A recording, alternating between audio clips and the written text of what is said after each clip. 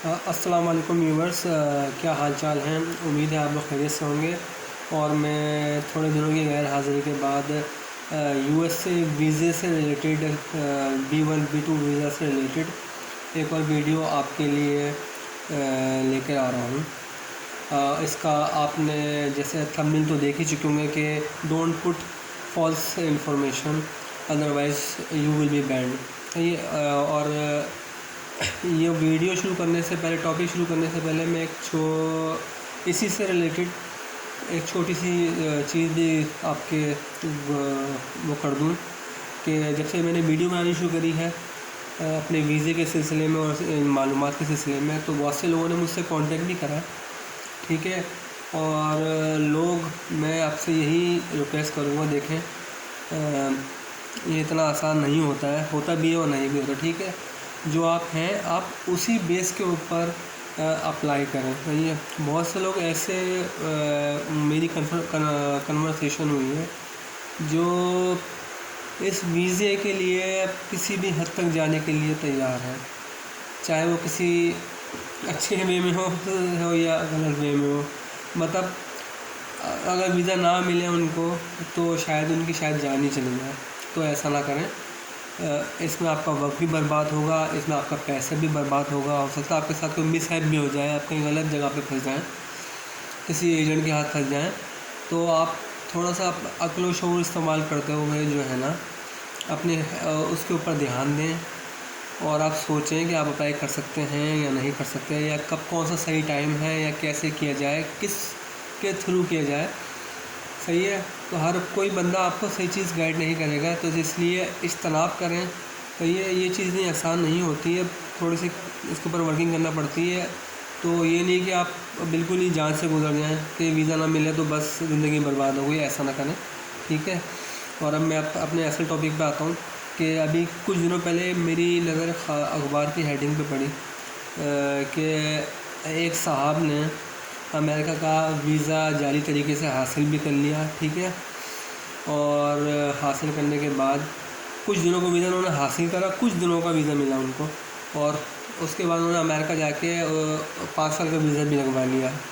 और कहानी कुछ यूँ है कि एक साहब हैं, ये अखबारी खबर है, मेरी नहीं है, कि वो किसी मतलब गैदरिंग में बैठते होंगे तो उन्हें पता लग गया कि इस तरह अमेरिका का वीज़ा लग जाता है।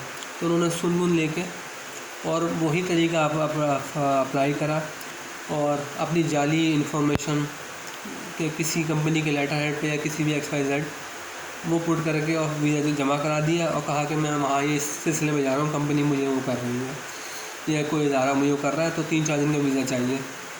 तो उनको वीज़ा भी मिल गया, सही है। वो होके भी आ गया, उन्होंने कहीं तरह वहाँ से 5 साल का वीज़ा भी लगवा लिया अपना। वो एक साथ 2-3 दफ़ा होके भी आ गए अमेरिका से, सही है। अब इसी तरह का केस किसी और भी बंदे ने मीनवाइल कुछ अरसे बाद अप्लाई करा, तो बिल्कुल सेम केस जब अमेरिकन एम्बेसी को टकराया, कराची एम्बेसी में, शायद कराची एम्बेसी, तो उन्होंने इनकी कंफर्मेशन के लिए कागजात जब उस इदारे में भेजे तो पता लगा कि भाई ये तो वहाँ के एम्प्लॉय नहीं है, सही है। ये फिर उन साहब को उन्होंने अमेरिकन एम्बेसी ने ईमेल करके बुलाया कि आपके कुछ डॉक्यूमेंट चाहिए तो आप उनसे अप्लाई को वो करें। वो साहब चले गए। अब जब वहाँ गए तो जब फिर उनके सामने सारी पोल खोली गई कि आपने तो इस तरह जाली करके वीज़ा लिया है और ये लिया है, तो उनको एम्बेसी से बाहर निकलते ही गिरफ़्तार भी कर लिया गया, ठीक है, FIA वालों ने। और ये नहीं कि ये कोई पाकिस्तानी रूल के तहत कोई बंदा छोड़ जाए कुछ या नहीं, अमेरिकन एम्बेसी वाले जब तक सज़ा नहीं दिलवाते, जब तक कुछ नहीं होता उस तक तो बंदा नहीं छूटता, सही है। और बहुत सख्त सज़ा मिलती है। और दूसरा, आप हर तरह से बैंड हो जाते हैं, सही है। आप ना कहीं ट्रैवलिंग कर सकते हैं, ना आप कहीं दूसरे मुल्क में कुछ कर सकते हैं, ये इतना वो नहीं होता। इसलिए आप लोगों से इल्तमास है कि कभी भी ख़ास तौर पर अमेरिकन एम्बेसी या किसी UK एम्बेसी या अगर अपनी कोई फॉल्स इन्फॉर्मेशन मत डालें, ठीक है। इसी तरह का एक वाक़या UK एम्बेसी में भी हुआ था। कोई जानने वाला था शायद मेरा, मैं शायद याद, तो वो भी उसी ना ऐसे कोई मिस्टेक हो गई थी तो उसको 10 साल के लिए बैन कर दिया। सीधे सीधे 10 साल के लिए बैंड। तो इन चक्करों में ये होता है, आपका पासपोर्ट पे भी ब्लैक लिस्ट की वो लग जाती है। और ब्लैक लिस्ट का मतलब है कि फिर आप दुनिया के किसी भी मुल्क में सफ़र नहीं कर सकते। जैसे अगर किसी एयरलाइन में सफ़र करते हुए आपने वहाँ कहीं बदतमीज़ी कर दी या कुछ कर दिया, तो आपको अगर एयरलाइन ने एक दफ़ा ब्लैक लिस्ट का लेबल लगा दिया, तो फिर आप किसी दूसरी एयरलाइन में भी सफ़र नहीं कर सकते। तो ये छोटी छोटी चीज़ें होती हैं जो ज़िंदगी के लिए अज़ाब बन जाती हैं। इसलिए मेरी आप लोगों से गुजारिश है कि आप जो हैं आप उसी बेसिस के ऊपर आप अप्लाई करें। चाहे आपकी तनख्वाह 10,000 रुपये है और अप्लाई करना चाहें तो आप अप्लाई करें, लेकिन गलत इन्फॉर्मेशन नहीं डालें। ये सम केसेस में किसी की बचत हो जाती है कि भाई नहीं होता। अब वो जैसे इंसाफ ने करा, इन्होंने 2-3 दफ़ा अमेरिका भी होके आ गए, लेकिन इनकी कंफर्मेशन नहीं हुई। जब इनका केस वेरीफाई करने के लिए देखें, किसी दूसरे ने भी इसी तरीके से अप्लाई करा, तो वो जब दोनों एक केस से उन्होंने देखा कि ये तो केसेस जो वेरी टू वेरी कर रहे हैं, एक सेम केस इसी तरह के बहुत आ रहे हैं, ये चक्कर क्या है। जब उन्होंने इसकी वो करवाई तो सारा पोल खुल गया और वो सब ब्लैक लिस्ट भी हो गए और पकड़े भी गए FIA के थ्रू। तो ये आप लोग तो यही बस आखिरी गुजारिश है कि फॉल्स इन्फॉर्मेशन नहीं डालें, ठीक है। जो हैं आप उसी पे अप्लाई करें, ठीक है, ठीक इन्फॉर्मेशन डालें।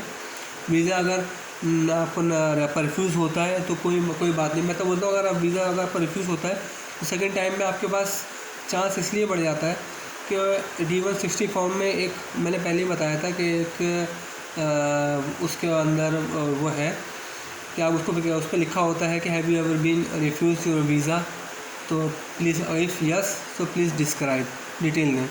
आप क्लिक करेंगे तो खाना खुल जाएगा। खाने में आप पूरी आप A to Z वो लिख देंगे, भाई कई दफ़ा ये हुआ था, आपने ये नहीं पूछा, या ये मिस्टेक हो गई, ये हुआ, या मैं इस तरह हूँ, वो ज़्यादा अच्छा है, ठीक है, ताकि उसमें आपको डिटेल ज़्यादा अच्छे तरीके से आप जो है ना बता सकते हैं।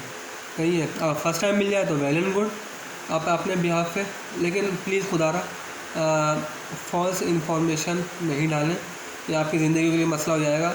ऐसा ना हो पहले तो अगर आपने सेम इन्फॉर्मेशन डाली, अगर आपका रिफ्यूज़ हो गया तो आप कहीं और अप्लाई तो कर सकते हैं, लेकिन आपने फॉल्स इन्फॉर्मेशन डाली और आप पकड़े गए तो फिर आप कहीं के लिए भी अप्लाई नहीं कर सकते, जहाँ तक मेरी नॉलेज है। अगर आपको ब्लैक लिस्ट कर दिया या बेसिस है, तो इनका सबका एक प्लेटफॉर्म होता है। तो ये हर चीज़, जैसे किसी आप कहीं जॉब कर रहे हैं, आपको कहीं अगर उसी रिलेटेड जॉब में अगर आपको ब्लैक लिस्ट कर दिया गया तो आप किसी उसी तरह के काम में आप कहीं पे भी काम नहीं कर सकते दुनिया भर में, या कि अपने मुल्क में ही। इसलिए बस आखिरी दफ़ा से यही है कि आप तरीके से चलें, तरीके से आप अप्लाई करें, ठीक है, कोई मसला नहीं अगर रिफ्यूज़ होता है। और समझ बूझ के पूरा फ़ैसला सोच बचा करने के बाद, अच्छे तरीके से फॉर्म फिल करने के बाद खुद फॉर्म फिल करें और अप्लाई करें, इसी में आपकी बेहतरी है। मेरा काम था आपको कन्विंस करना, तो ये आपको एक हकीकत बताना जो बहुत से लोग बाहर जाने के चक्कर में फंस जाते हैं, इसलिए खुदा ऐसा ना करें, ठीक है। उम्मीद है आपको ये इन्फॉर्मेटिव जो मैंने बातें बताई वो आपको पसंद आई होंगी। और आखिर में यही करूँगा, गुजारिश है कि चैनल को लाइक, सब्सक्राइब और बेल आइकन का बटन दबा दें, ताकि आपको मैं और इस तरह की इन्फॉर्मेशन देता रहूँ। मैं आपको अभी इन्फॉर्मेशन देनी थी, मैं थोड़ा बिज़ी था, कोई तबीयती ख़राबी की वजह से मैं वीडियो नहीं बना पा रहा था, इसलिए मैं कोशिश करूँगा आपके लिए जल्द से जल्द और वीडियो लाऊँ ताकि आपको वो मिले इन्फॉर्मेशन और आपके काम आए। तो उम्मीद है आपको ये पसंद आई होगी और आप प्लीज़ लाइक और सब्सक्राइब कर दें और शेयर भी कर दीजिएगा। अल्लाह हाफ़िज़।